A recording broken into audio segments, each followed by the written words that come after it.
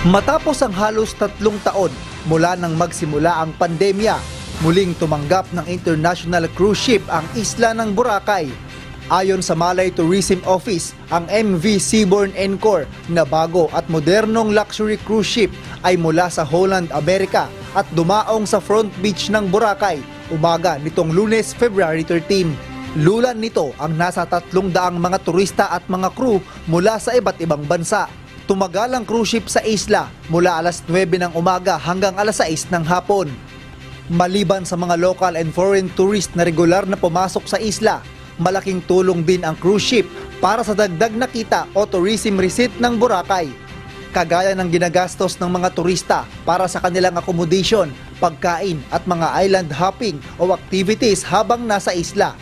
Ayon pa sa Department of Tourism o DOT, 18 cruise ship ang inaasahang papasok sa isla ngayong taon. Sa ngayon, umaabot na sa 5 hanggang 6,000 turista ang pumapasok sa Boracay kada araw. Mayroon na ring 14,000 kwarto na maaaring mag-cater ng mga turista.